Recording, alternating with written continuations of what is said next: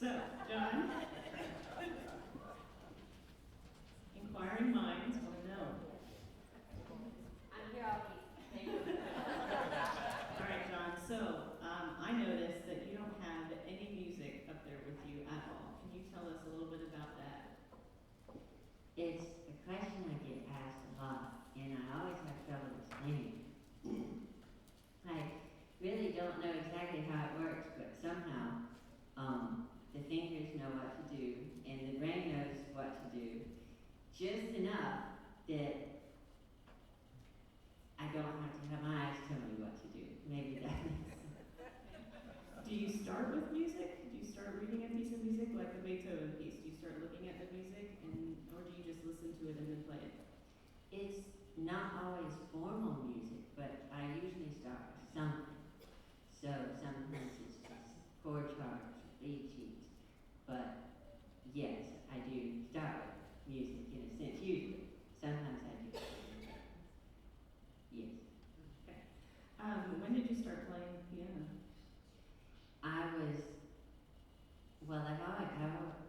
used to sort of tinker around on it, just, take out camptown races or something. But I didn't really start playing it till I was about 8. And how many hours a day would you say you practice, or a week, whatever works for you on the piano? And it's okay that, I'm sorry. Dr. Lynn's here. Oh, his teacher's here. So, ignoring that and ignoring, Tallahassee Homeschool String Orchestra, honestly, what do you practice on the piano? Well, close your ears, wherever you are, Dr. I try to practice classical music 2 hours a day. I'm very food oriented, so I tell myself I can't have lunch or supper if I don't have practice an hour for each. That's actually true, by the way.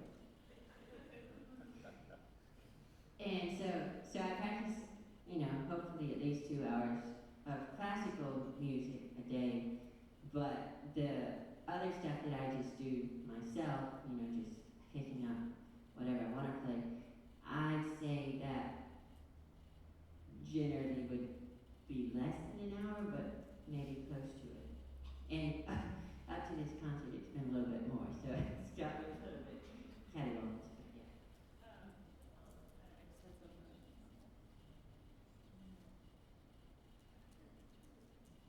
While you were talking, I had something and I forgot it. What would you suggest to any aspiring musicians out there, or current musicians out there, as far as music or whatever you've learned on your journey? Keep playing. That's kind of, I guess, about as basic, but, it seems to be kind of the overarching theme is just keep playing. Even if you change what you play or you change how you play, you just gotta keep playing if you like it. So. All right, last question. What is the most challenging thing for you, musical-wise, in playing the piano? That's a toughie.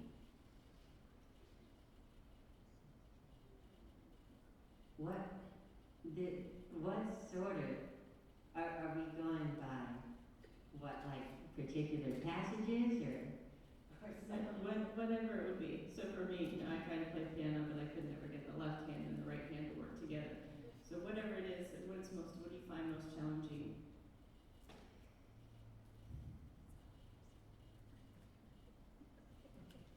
Obviously nothing.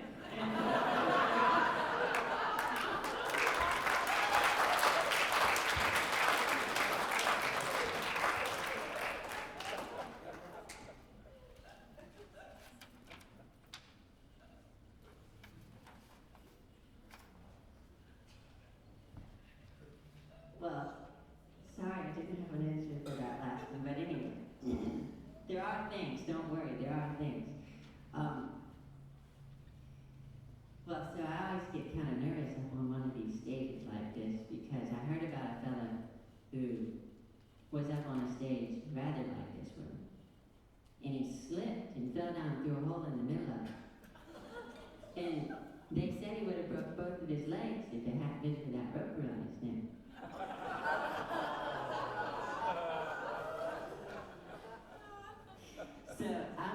start this off with a song called Swanee, which is by George Gershwin. And George Gershwin reportedly, according to legend, he went up to Irving Berlin, who was already famous at the time, and he asked him how to be successful writing songs and stuff. And Irving Berlin reportedly said, "Write about the South, boy. Nobody ever went broke writing about the South." And so he wrote Swanee, and this is it.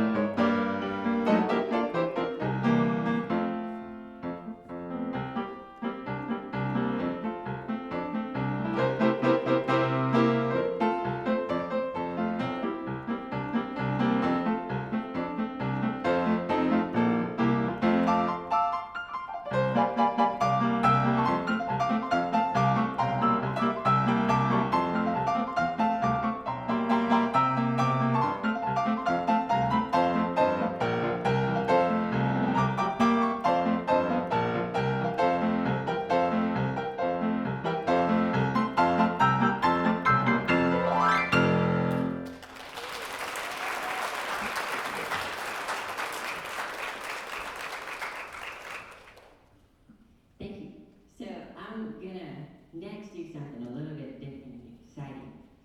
This is a piece called Limehouse Blues, which is not particularly, it's a nice song, but it's not particularly complicated, I guess. And so I'm gonna do it in a few different styles to make it more interesting. I'm gonna start by doing it just normal, which will give you an idea for how it sounds. And then I'm gonna end on stride, which is, remember fast water and all that, which is probably my best genre and maybe my favorite. So anyway, here goes nothing.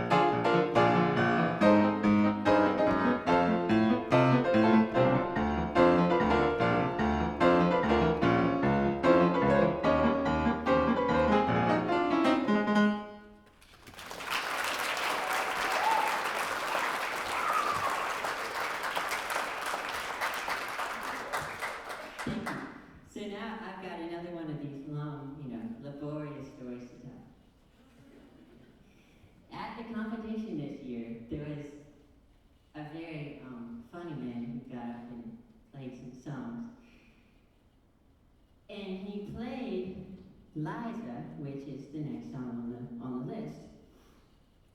And he played Liza, but that really doesn't pertain much to the story. I just wanted to draw some sort of a, connection. Anyhow, the real part of the story is he also played a song called "Oh Fortuna," and y'all probably know that one, but he came up and he said, "I'm going to play a song called Oh Fortuna. I think it's about fish." I know, I'm stealing all these jokes, but anyway. So there's two MCs at the competition. There's Ted and there's Adam. Ted started the competition in the 70s, I think. And so he's always got these, crazy comebacks to say whenever some witty remark is made on stage or whatever. And so Adam says, "I'm surprised Ted didn't have a comeback for that." And so the crowd just, peals in laughter again. And when it finally dies down, what do you think Ted says? "But I wonder if you had to practice a lot of scales for that." So by this time, the crowd's just rolling in the aisles. But finally, after many more red herrings, the guy goes up and he says, "I'm just going to play it for the hell of it."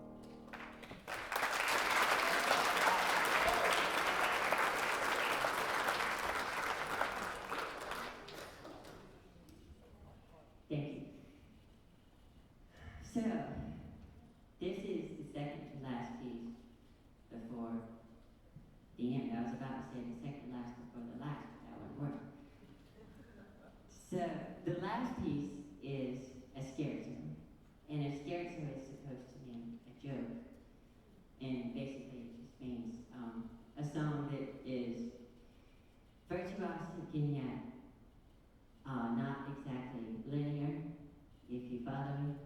Anyhow, I don't know about the virtuosic part, but for THSO, I have tried to arrange a scherzo-ish version of it. And I'm also learning the Chopin etude, so I've worked a little bit of that too. But at any rate, this is THSO in scherzo form.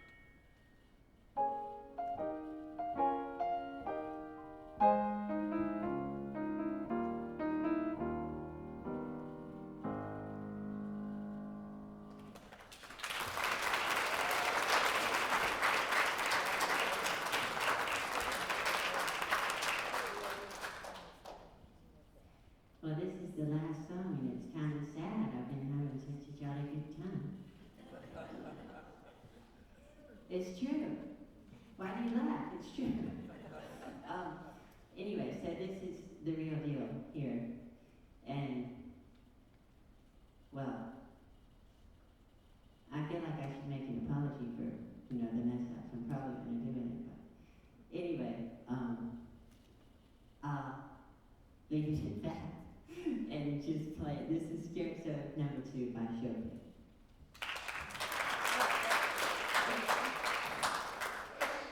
Hello. Yes. I'd like to thank every one of you for coming tonight. It's been really a joy, and I have you to thank for it, so thank you.